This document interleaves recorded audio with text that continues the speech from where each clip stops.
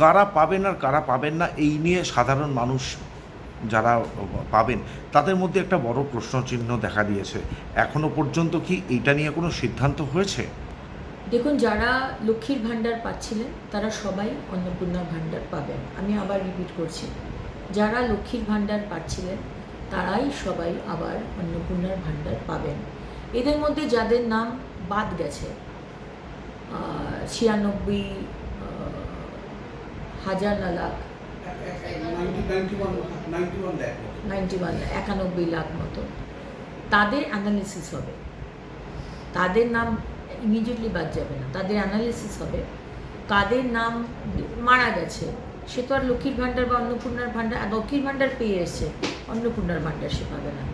কেউ যদি বাংলাদেশের সিটিজেন হন, নাগরিক হন, বা বার্মা, রোহিঙ্গা, সে তো আমাদের অন্নপূর্ণার ভাণ্ডার পাওয়ার তার যোগ্যতা নেই, সুতরাং তারা পাবেন না।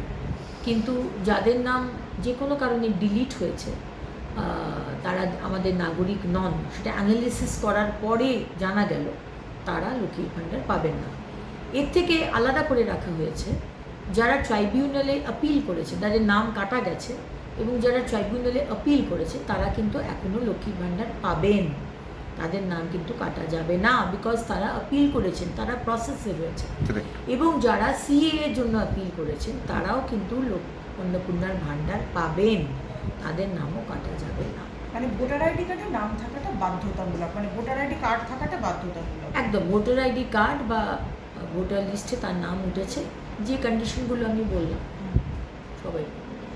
দেখুন, অন্নপূর্ণার ভাণ্ডার আমি শুনছিলাম যে এতদিন তো দুয়ারের সরকারের মাধ্যমেই হয়েছে, কিন্তু আমি আমার ডিপার্টমেন্টের সাথে কথা বলে আমি অলরেডি বলে দিয়েছি অন্নপূর্ণার ভাণ্ডারে অনলাইন কমপ্লিটলি এখনই ব্যবস্থা করতে, এবং ইমিডিয়েটলি অনলাইনেই যাতে সমস্ত মানুষ যে 1 পাস 2 পাস বা যে হয়তো শিক্ষাটা পাননি, হয়তো মানে শিক্ষিত নন, এতটা ইজি করা হবে এই অ্যাপ্লাই করার পোর্টালটাকে যে যে কেউ মানে পোর্টালে গিয়ে অ্যাপ্লাই করতে পারে।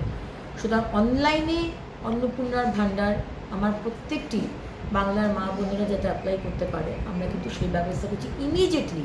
কারণ কি, মাননীয় মুখ্যমন্ত্রী বলে দিয়েছেন যে 1 জুন, মাইন্ডেড 1 জুন থেকে আমরা যা যা প্রতিশ্রুতি দিয়েছিলাম, 3,000 টাকার অন্নপূর্ণার ভাণ্ডার এবং সরকারি বাসে মা বোনেদের কোনো ভাড়া দিতে হবে না, এই দুটো আমরা চালু করতে শুরু করেছি।